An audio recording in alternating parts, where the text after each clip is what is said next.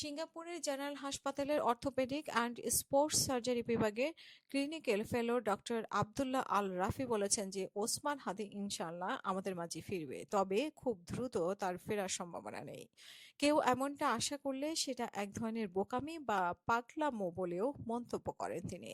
মঙ্গলবার ১৬ই ডিসেম্বর সামাজিক মাধ্যমে নিজের ভেরিফাইড অ্যাকাউন্টে দেওয়া এক ভিডিও বার্তায় হাদি সম্পর্কিত এমন বেশ কিছু তথ্য শেয়ার করেন তিনি। সিঙ্গাপুর জেনারেল হাসপাতালের নিউরো সার্জারি বিভাগে খুবই স্ট্রং এমনটা জানিয়ে ডক্টর রাফি বলেন, এখানে সকল ধরনের উন্নত প্রযুক্তি রয়েছে। এমনকি এই হাসপাতালে নিউরো সার্জারির জন্য ন্যাশনাল নিউরোসায়েন্স ইনস্টিটিউট নামের আলাদা একটি ইনস্টিটিউট রয়েছে, যেখানে রোবোটিক সার্জারি সহ সকল ধরনের টেকনোলজি ব্যবহার করা হয়। তিনি বলেন, যেহেতু হাদির মাথার ভেতরে বুলেটের একটি অংশ থাকা তথ্য রয়েছে, সেহেতু তার অবস্থা কিছুটা স্থিতিশীল হলে ইন্ট্রা অপারেটিভ এমআরআই করতে হবে।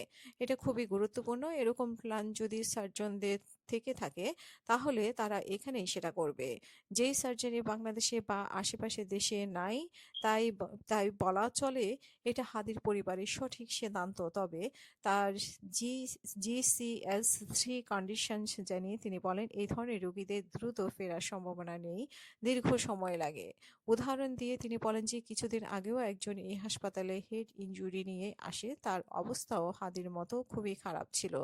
তিনিও ৩ মাস আইসিইউতে ছিলেন, ফলে ১-২ দিনের বিষয় নয় জানিয়ে তিনি বলেন যে হাদিকে রাতারাতি সুস্থ করা সম্ভব নয়। ফিরে আসলে লম্বা সময় তাকে আইসিইউতে থাকতে হবে। এছাড়া ফিরলেও নানা ধরনের সমস্যার মধ্য দিয়ে তাকে যেতে হতে পারে বলে জানান এই চিকিৎসক।